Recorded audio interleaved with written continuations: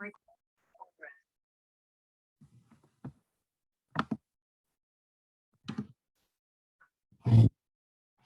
going to begin now, and I'd like to thank everybody for coming, and I'd especially like to thank Rabbi Dr. Fox for being mechabed us to speak tonight. And the impetus for me to invite Rabbi Dr. Fox to speak on this topic was, to me, this was one of the most profound events that I was personally involved in. And it took place at the same time that Rabbi Akiva's Talmidim died. And we're busy mourning for those people. And that's a time of tragedy. And then we had this enormous tragedy last year. And then we have all these people in Eretz Yisrael, at the very least, thinking about, should we go back to Meron? We shouldn't go back. What does it mean? And then I was looking through some old pictures from last year's tragedy that I received on my phone at the time. And somebody made an internet joke. It was a sarcastic joke, but they said, these are the 5 steps of mourning after a disaster in Israel. So they said, first you feel shocked, then you feel sad, then you wake back up. And they were making up some steps. And then the 4th step was you point fingers on who to blame. And the 5th step was you totally forget about the lesson you're supposed to learn and you move on. And that was the joke that they were sending last year, is this was such a profound event. And how could we not learn from it? And what are we supposed to learn from it? What are we supposed to make out of this? And as growing people, there must be a lesson here.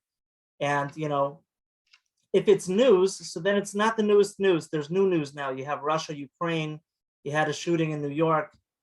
But if there's a lesson, and if we're here to grow and to understand and make meaning out of things, then what's the meaning and what are we meant to take with us? And when I was thinking about that, I thought there's nobody more competent and skilled and experienced and qualified to talk about this than Rabbi Dr. Fox, who I consider to be a mentor, wiser and smarter than me. And I felt this is a great opportunity for me to learn from him. And I'm looking as forward to learning from Rabbi Dr. Fox as you are. And so thank you, Rabbi Dr. Fox, for joining us. I'm going to turn the evening over to you.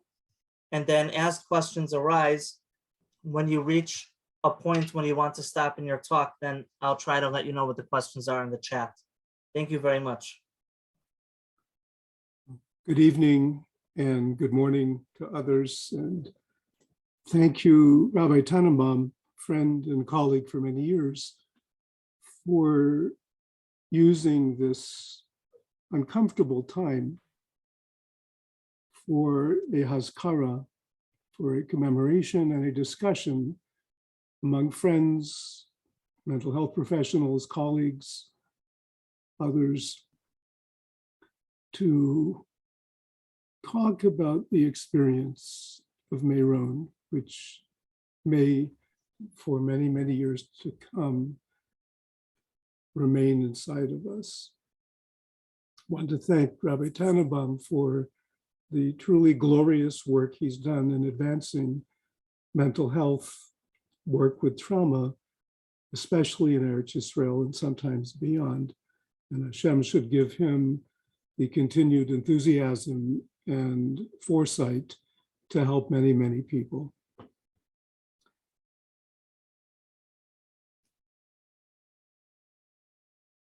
Recall in this moment a familiar fragrance. Breathe in, conjure up some memory of a scent, a fragrance that's appealing to you, whatever it might be. 7 times in the Torah, in speaking about Haktara, in speaking about the incense or the burnt offerings that were brought on the Mizbeach in Beis HaMikdash, instead of using that term reach nichoach, a pleasing fragrance, the Torah uses the word azkara with an aleph. Yehikta is azkarasa. that the Kohen will ignite askarasa. And it's a peculiar word which has a number of the Rishonim perplexed, trying to find some definition. And let's go to the writings of the great Spanish Rishon, Ibn Ezra. Rabbi Abraham Ibn Ezra tells us that the word askarasa, on the one hand, has as its root Zayin Chaf Resh, which is to remember, but he demonstrates with support from Sukkim and Tanakh that the same word askarasa, it actually means a fragrance. And let's wonder about this. What is the relationship between memory and scent and fragrance? The human memory inside of the brain is quite fascinating and quite complicated. Reflect on this. We take in information, we have experiences, and we do something with them inside of our brain. For example, we can consolidate a memory, which means we can store it in a specific place, proverbially, not a geographical place, but a place or places inside of us. And we can turn it into an object, thing, so that when we think about it, we want to retrieve it, that piece of information will come back to us. And that's our consolidated memory. On the other hand, our memory can be fluid, which means that there are some experiences that rather than commit them to storage, rather than consolidate them into remote memory, they stay with us. They trickle to the surface, sometimes spontaneously, sometimes when we're triggered, when we have an association or something that reminds us of that experience. And memories can also be ice. They can be the taking of an experience that has us in shock, that has us in trauma, and some things from that experience can be frozen inside of us. And we don't willfully store it, and we don't organize it or process it. We don't make sense of it because we're stuck, we're frozen with a memory. And what we know about frozen ice memory is that the ice can rapidly thaw. We can be provoked by something outside of us, or sometimes by something going on inside of our mood or another internal process. And out comes that same preserved memory as if we're experiencing it in the moment. The memory works through different tiers, different dimensions. So for example, if you see something and you remember it, so you can recollect, you can remember, bring back into cognition exactly what you saw or parts of what you saw. You can replay a visual memory. And to a lesser degree, we can have an auditory memory of something. We heard something, whether it was a song or a scream, a wail or a siren, a crash or a thud, a gun or an airplane.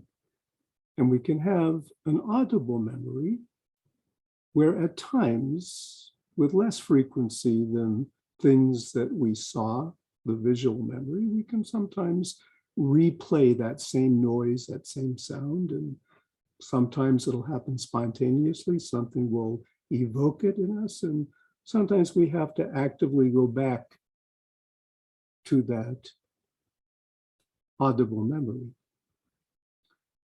But the sense of smell works differently inside of us because we don't use that olfactory sense nearly as much as we use our vision and our hearing.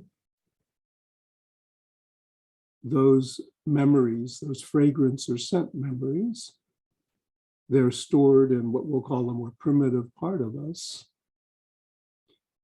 And we can't always predict what's going to evoke a return of a fragrance into consciousness. Sometimes it can be an external trigger.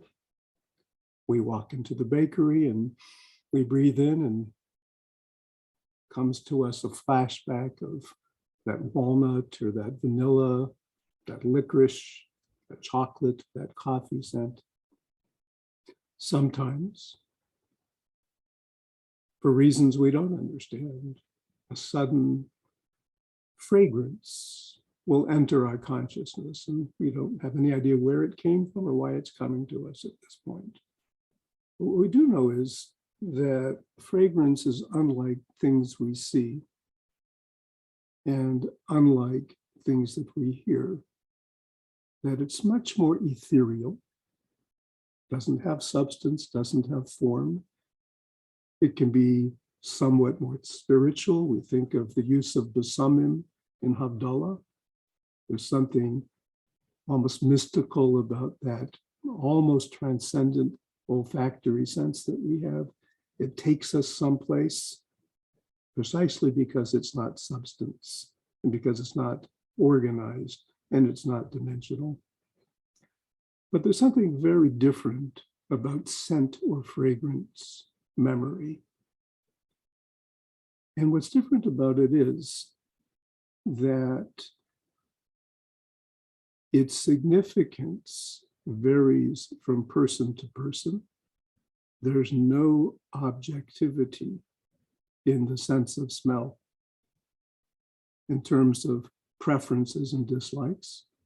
Each of us has a subjective take and apperception, as opposed to things we see, which the consensus will tell us people see more or less what we see, and most of the things we hear, most people will agree what it is that they heard.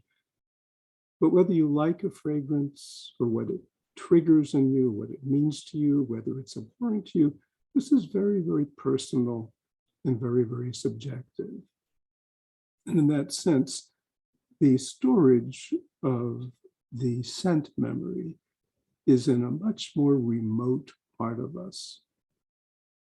And it can be shaped by our thoughts, and it can be shaped by our attitudes. It can be shaped by individual perception.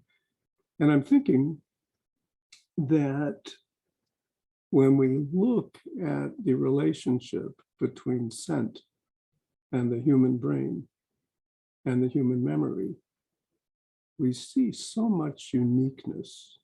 For example, patient is unconscious, and we'll give them spirits of ammonia, what they used to call smelling salts, and that might revive them. There's something about that scent that jolts something, wakens something up in that brain, and patient is comatose and will pass beneath their nose a familiar scent, something that was special to them, and it may arouse some brain activity at times. So there's something very far-reaching into the remote self about this sense of smell. And I think that this is what Ibn Ezra is also telling us, that azkarasa, that it's a particular type of commemoration. It's a particular type of memory There's the generic global objective reach nicholach concept, but there's something very personal about askara. What I remember is similar to that sense of smell. It's highly personal. It's highly subjective. Each one influenced and shaped by herself or by his self in terms of what permeates them, what penetrates, what stays with them. And let's take a look now at the scent of tragedy. Let's take a look at the scent, the fragrance of Meron. In today's talk, we're not going to dare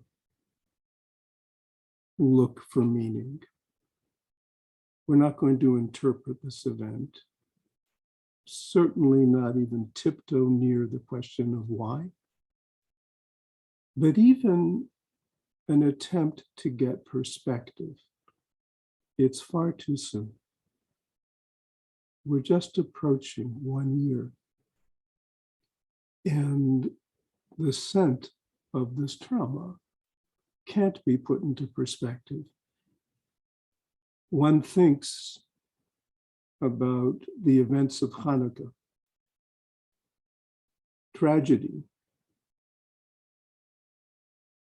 mini salvation, unusual events, some looking miraculous and others looking confusing. And we know that there were B'nai Bina. There were wise people who came up with a meaning which they wanted to commemorate. And we know that is Hanukkah. And we light Neros and we reflect on them. And there's something in the ritual of Hanukkah which is meant to conjure up something meaningful about those days of fear and tragedy. And yet the Gemara tells us about these B'nai Bina. It tells us that it took them quite a while. It was more than a year. It was a delayed process before thinking back and contemplating and seeking divine inspiration, that generation of holy sages were able to almost operationalize what we can take from this, what we can learn from this, what we can do with it, how we commemorate this. And we're not B'nai Bina today. And we can't begin to look for meaning or answer the question of why, or interpret the events, whether symbolically or mystically. We don't know. We don't have an answer yet. And I've always thought that although meaning in tragedy is untenable, especially looking at a tragedy that happened to someone else, where we may not ourselves have been witnesses or survivors or victims, but looking at somebody else's tragedy and attempting to come up with a box to put it in, to consolidate it, and to say, well, this is why, or this is how, or this is the meaning. I've often felt that it's futile. It's not for us. Kodesh Baruch Hu didn't give us that ability or give us that authority to make meaning out of somebody else's suffering. So let's move away from meaning and let's look at something else. And that's what we're going to call purpose.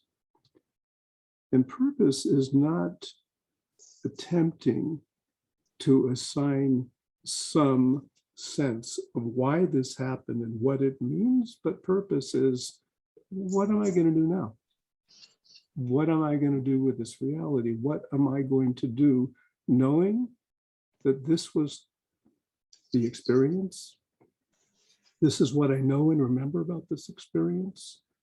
And am I going to be locked in the ice of fright and dread moving forward? which might happen to some of us? Am I going to think very cautiously about how I observe Lag BaOmer, what my psychological and spiritual experience is going to be moving forward? Am I going to be encased in horrible images, which some of us might have seen experientially or seen pictures of on the media?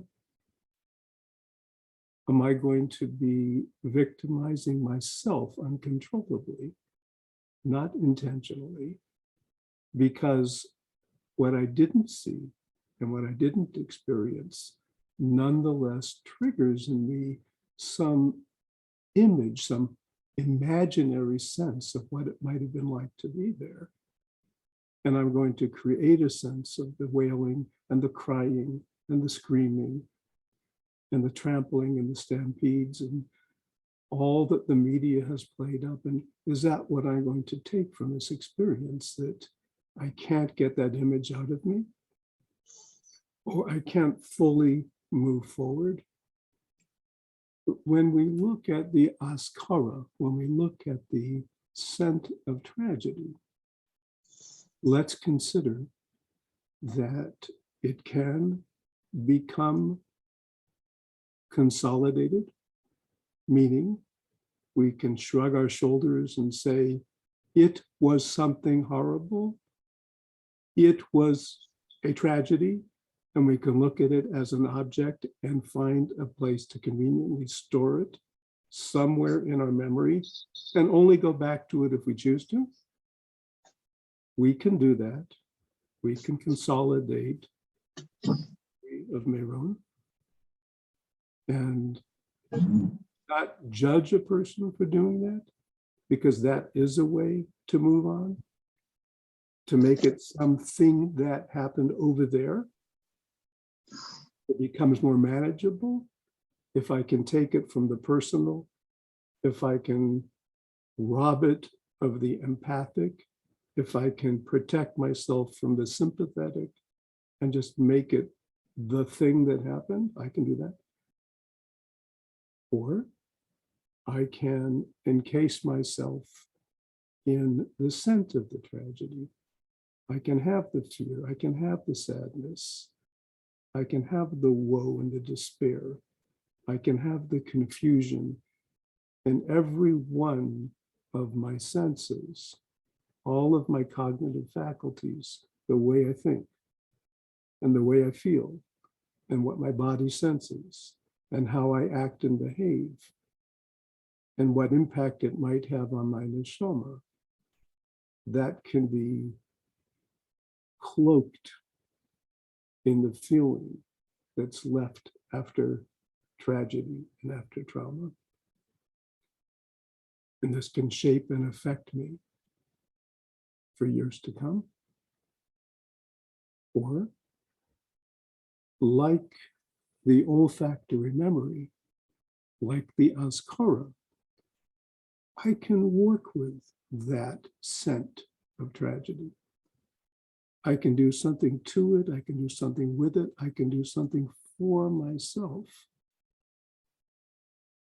So that rather than this becoming an it or a thing, and rather than this keeping me in shock, I can extract from these memories something that will make a difference for me. So let's look into our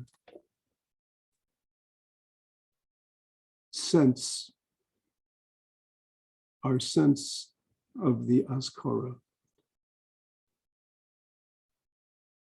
Let's think about a fragrance. Whatever your favorite fragrance is. In my shul and Yom Kippur, I'm the one who has the box full of 37 besamim, so that people can say a bracha throughout the day, to be mashlim mea brachas. And each person gravitates to the particular scent that does something to them. Some gravitate to the espresso coffee beans, and some go to the rosebuds, and some go to the vanilla, and some go to the mint, and some go to the cloves, and some go to the balsam oil, which gets its own bracha that's miyuchad to that particular spice. Barish Shemen Ori, the Kodesh Baruch Hu put fragrant oils on this planet, and each of us goes to our own preference. As we said, there's a lot of subjectivity. But go back to your fragrance. Breathe in, close your eyes if you will. Breathe in and conjure up an image of that scent that matters to you. And as you're bringing it into awareness, and of course it's not there, it's in memory. It's not happening, but you recall it. And it's not in front of you right now, but yet it's wafting through your recollection, and it's becoming an experience. And wonder about that. Where did that come from? Was it a particular incident I remember? That's where I learned to appreciate chocolate, or to appreciate the scent of lemon juice. Was it a relationship that I had, that I associate this with a particular moment with another person? Was it something that came as a surprise, as a gift? A pleasant memory that I associate with this? Or for some reason, does the scent that comes back to me not have that reach nichoach sweetness, but the azkara is some other type of memory, a memory that I associate with sad times or worry or with loss. But each of us has our azkara. Each of us has our scent memory. Each of us has that non-specific location somewhere inside of our past that we go to. And as we begin to think about it, and we begin to identify it, and we begin to define more about where this came from and what it does to us, so we actually begin changing our memory of that event.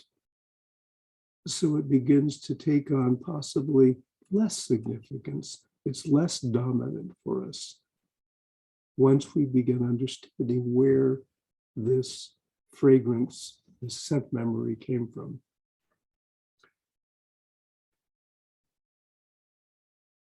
We can't know the meaning of this tragedy, as I've said. We know about losses of lives. Each one remains a tragedy. We know something about the biographies, the lives of those people, because they've been published in the media. And each one of them was wonderful. And maybe they're tzaddikim, and maybe they're kadoshim. They've been called those things. But each one of them led a life, and a life searching for something and finding something valuable. But in terms of why there, why then, why them, we can't go there. But we want to instead look at our scent memory. We want to look at the way we've personalized this. And what I'm encouraging you to do, what I'm asking you to do as we're listening this evening, is to reflect exactly on that. What's staying with you in the aftermath of Meron? What are you focusing on? Many of us haven't begun to process the experience. We had the jolt, we had the shock, or we may have had the panic if we were there. And we've gone over that and over that, but we've yet to process it. And what does it mean to process sent memory? It means something more than just breathing in and knowing what's down there. It means more than just having that image or having that sense of what we saw, what we heard, what we read. But processing what we're going to call our azkara, it really means to talk about it. And to talk about it with someone you care about, and someone who cares about you, and someone you can trust, and someone who will hold your confidence. We need to talk about Meron. I don't only mean in public forums and listening to drushes, or listening to tochacha, or listening to words of chizuk, or having a forum like we're having right now. But if it means something to you, if Meron matters to you, if it makes a difference, and if it's going to make a difference, then talk about it. Talk about it with someone that you trust, and talk about your images, and talk about your confusion, and talk about your thoughts, and then go down a level and talk about your emotions. Talk about the feelings that came up for you then, and that if you allow them to, will waft like that fragrance back into consciousness, if you allow them to. Because there were people who cried on Lag BaOmer but didn't cry since. And there were people who cried for Shiva, and that dried up. And yet, what we're discovering is some of us, when we go back and we open up and we re-access what we felt at that time, those tears are still there. And those tears can be re-experienced. And some of us, when we read about this, we felt the agony of dread and not wanting this to happen again, and being very protective of our loved ones and making sure that we were all safe if we were there, and having trepidation about going back. And we talk that through also as that sent memory of those feelings of fear and apprehension as they linger in consciousness, if we open up to them, and we open up to them and we access them, if we talk about them. If we don't talk about them, they either get consolidated and it was something that happened in the past and we're done with it. Or if we don't talk about it and we were at one time frightened, we're going to remain frightened. But talk through the thoughts and talk through the feelings. And as Avi Tannenbaum will tell you, or as those of us who work with trauma will tell you, listen to the voice of the body also. Access the sensations that are associated with scent memory, with the fragrance of tragedy. And what went on in that moment in which you were there, or you heard about this, or you read about this, or when you think about it? And do you tense, and do you feel nauseous? Do you feel ache? Do you feel cold? Do you tremble, or do you shiver? Do you go flat and have no sensation in your body at all? But talk that through with someone. The scent of trauma permeates, and it permeates the body too.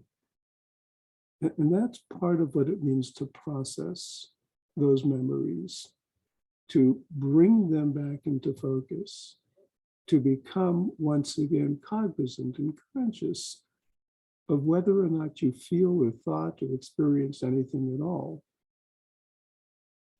It's kind of like the difficulty we have on Tisha B'Av, where we're struggling to figure out, do we feel anything when we recollect something that we never experienced because it happened thousands of years ago? But Meron happened to you, and it happened to me, and it happened in our lifetime. This is not 2,000 years ago. This isn't even 12 months ago. This was our experience. For that, we don't need the B'nai Bina to reflect the Shana Acheres, as the Gemara in Shabbos says. We don't need to piece together. We can all flash back there to what was going on inside of us at that time. And that needs to be processed. Those memories, those sense of tragedy need to be talked about. There's more to it. There's more to dealing with Azkara. Azkara, as we said, like scent, like fragrance, is shaped by what we do with it, what we remember about that scent, and how we recall that particular impact. It differs with each one of us. And there's also some things that each of us can do with those memories. For example, we talked about processing retrospectively. What about prospectively? Retrospectively means, what was I doing then? What was going on in my life? What was important to me at that moment? What kind of a person, what kind of a life was I leading at the time of that tragedy? But prospective means knowing what I know and cognizant of what took place and having the factual memory of the tragedy. Is there anything purposeful that I can take from that tragedy so that I can move ahead? Not move ahead and forget it, not move ahead and suppress it, but move ahead knowing that with every nisayon and with all yisurim, every form of suffering that a Kodesh Baruch Hu puts in my way, vayifka b'makom, the things that I am pogeya in, that are pogeya in me, that makom is close by, Kodesh Baruch Hu is close by. So all of these experiences, if I let them sit with me, unprocessed, unchanged, I'm either going to store them in my consolidated memory, and they'll lose significance as I move forward, or I'll keep them in ice, and they're going to continue to generate in me feelings of dread and feelings of fear. Or I can figure out, what do I want to do with this Azkara? Am I going to be a different person knowing about 45 casualties who were good people? Am I going to turn to HaKadosh Baruch Hu in my spiritual quest better outfitted and more equipped because of what took place on Lag BaOmer in Meron? Am I going to be the type of person that I've read about, that each of those casualties, tzaddikim, kadoshim, however we can consider them, but we've read their biographies and we've read about each one's goodness and each one's devotion and each one's sacrifices. And can I take anything from those examples? Is that just Reader's Digest? Is that just an anecdote about somebody else? Or is that something purposeful I can take, whether it's saying the mission that this one followed, I want to identify with that mission, or the practices that this one pursued, those are still important to me too. Or the ideals that this person looked for but never attained, I want to continue the search. But that might be something purposeful that I can take that can reframe or can alter the ascent of tragedy. I can empower myself. I can inhale deeply. I can breathe in, and I can say, I'm going to take that scent to propel me forward in a way that's functional and that's constructive, or maybe that's more psychologically healthy, or maybe is more spiritual, or perhaps if we go back to one of the themes of Lag BaOmer, and we go back to the rendition in the Gemara about why the Talmidim perished and how that came to a stop on that day, which means something about Lag BaOmer and being noeg covered and treating others with decency and respecting their dignity. Maybe that's something purposeful. Not that it gives in any way a meaning or an interpretation to the losses, but maybe that is the sweeter scent that I can take to make this askara into a reach nichalach. Maybe the tikkun I can make for myself, not for them, not for what happened to them, but for myself, is that value of reorienting to people, working on my compassion, working on my kindness, working on my generosity, working on my politeness and my courtesy, working on engendering respectfulness and being considerate and being tolerant and taking the stench of tragedy and reconstituting it into something that's tolerable and something that's meritorious and praiseworthy.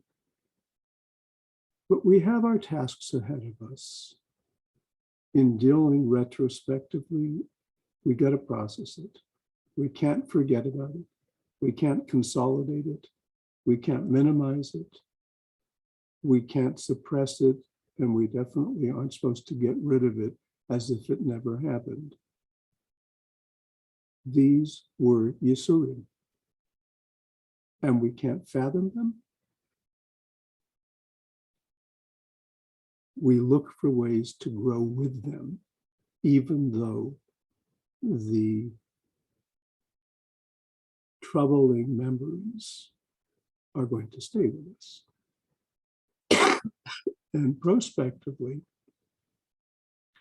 while we're processing, while we're being open and honest with ourselves about ourselves, we do, each of us, want to find a way to look at what makes this particular fragrance unique for me.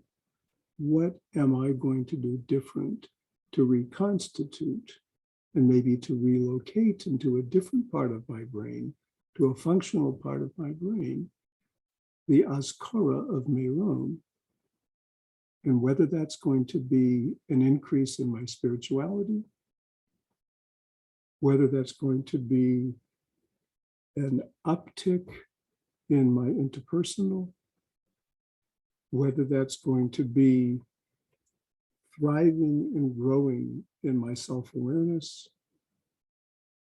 whether that's going to be challenging myself to take care of others in more ways, or to be the dependable person that I think I am, or that I want to be, or those who turn to me need me to be. But there are memory traces abounding in the tragedy of Meron that each of us wants to work out and find for ourselves.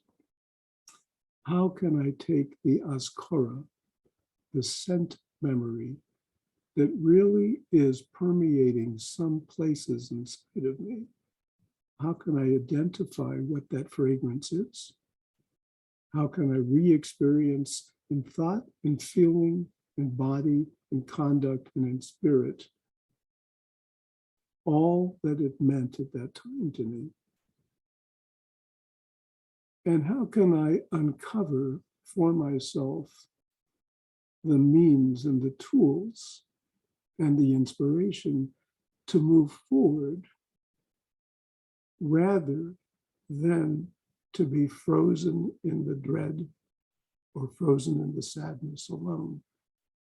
But how can I respect those feelings, the Azkara, and how can I redirect myself to becoming that Reach Nicholach in my own avoda, both bein Adam Makom, and in my own avoda, bein Adam Lechavero. Going to stop my thoughts for now and going to turn back to Rabbi Tannenbaum. Well, thank you very much, Rabbi Dr. Fox. It's the type of conversation we're having here that I almost don't want to comment on it because I have to process what we just spoke about. And I feel like it really assembled in my mind some things that were in disarray. And I want to invite anyone now that has any questions for Rabbi Dr. Fox.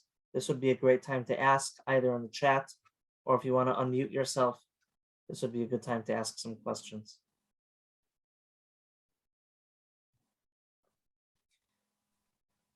While we wait for a question, I took many things from the short words that we just gave. And again, I have to go back and listen to it again. But one of the things that jumped out at me in the beginning of the talk today was the idea of staying away from making existential meaning of things that we can't know. And when you spoke about that, to me, that made me feel a sense of respect. That's how I interpreted it, is that if we're going to respect if we're going to respect God and we're going to respect how things work and the profundity of that and the idea that we're so small and Hashem is so big, then it's respectful, it's fitting to not go there. It's the right thing to not go in that direction. That was just what leapt out at me in the beginning. But then you said that despite that, each person has their own unique experience of how they took it, and how do you want to grow with this? What do you want to do with this? How do you want to associate, your experience with what you're going to do about it and sweeten it in that way? And that was very meaningful to me. Those who have been students of mine and have studied trauma and devote their skills to working in the Jewish community all heard me say repeatedly that I turned to Dovid HaMelech in Tehillim. There's a verse which is sparsely interpreted by Chazal, very few Rishonim comment about it, and yet it says so much in the vein that we've been talking about. Dovid HaMelech says, Ashrei Adam oz lo bach. Fortunate is the person who can find power in you. Mesilos bilvavam. Each one has different paths to their heart. And this is the subjectivity, that there is a mesila each of us has to our brain and to our heart. The pasuk says, levav, with two vases, and the Arizal says that doesn't mean the cardiologic heart alone, but it means two hemispheres of the brain. Mesilos belovavam. Chazal say it also, both sides of you. So that's also most likely referring to the brain rather than the heart. But the beauty of the pasuk is that reminding us each one of us is going to find that path, and your path is not her path, and her path is not his path, and mine is different from each of yours.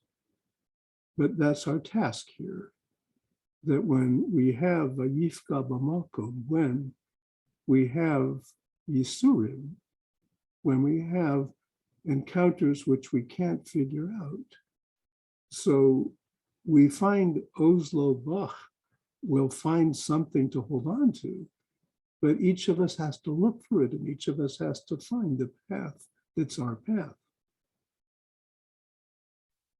And then, as you say, that each person has to look for their path and use this contemplation to discover that, another part of what I took from your words is there's also a timeline, that's beyond a week, a year. It's something that grows on you. It's something that comes with wisdom and comes with introspection, and it comes over time. The timeline is, in other words, for me, it's much longer than I perceived it to be. And you this is just me thinking out loud from your words. You have to wait to get that understanding from your contemplation. It won't necessarily come simply because you sat down and thought about it. These are larger than life topics, and it requires wisdom and time and honesty to put together something coherent that's meaningful and worthwhile, and that you can grow with it, like you said. Yeah, if you think about it, we have a story about Rabbeinu Sadia Gaon. And the legend is that every half hour he did teshuvah, because every half hour he reached new madregos in spirituality, and he realized that if I'm capable now of achieving this plane of insight, then that means I had the potential to achieve it half hour ago. And if I didn't, I have to do teshuvah. Now that's something that's more than most of us can tackle. But let's take the concept in reverse. If a person undergoes yisurim, a person suffers, a person's exposed to tragedy, if it was simply a matter of sitting down and saying, well, why did this happen? And then him saying, oh, it must have been because I was nechshal in this, or because I failed to do that. Well, if it was that easy to figure it out, you could have figured it out without the yisurim. And if a person is, God forbid, going through yisurim, it can't be that facile. It can't be that immediate. You can figure out what it's about. And it does take time. It does take contemplation. It does take honesty. And a lot of the time, it takes processing it with somebody else who you trust to begin to bring back the fragrance into the focus. And we're not yet at the first yortzeit of Lag BaOmer.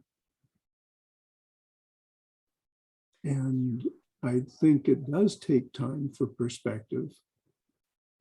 But I also think that eventually working on the foundations for perspective is what processing is.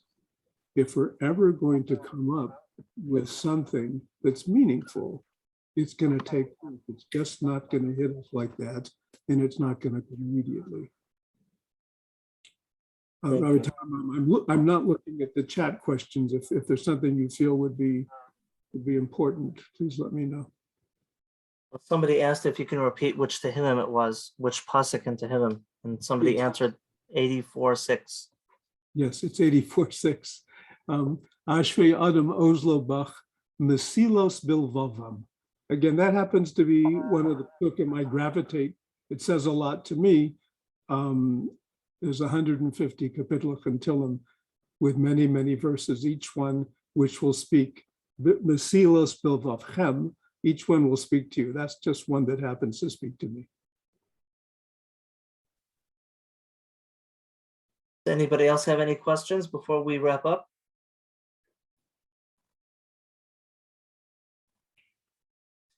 Thank you. I see in the chat, people are sharing their gratitude. I think this really brought some direction that we needed to approach the first yard site and to grow with it, as you said. So I appreciate it very, very much. Thank you, Rabbi Tannenbaum, for one of many, many extremely valuable contributions that you make lovingly to our Jewish world. For all of those who like to have sources, if you want to know where Ibn Ezra is, it begins in Vayikra, capital base, pasuk base. If you'll look there, but there are 6 other places in Chumash, mostly in Vayikra, where we find the expression azkarasa, Vayikra is azkarasa. So if you want to find those words yourself, just to edify or concretize it, please turn to the writings of Rabbeinu Ibn Ezra. Thank you very much once again. And this was recorded, so we will try to send the recording to everybody that signed up. And I will also send it to Rabbi Dr. Fox so he can share it with his Talmidim. Thank you. And we should have a very meaningful Lag BaOmer and grow through it, like you said. Thank you. Yasher Koach. Amen. Thank you.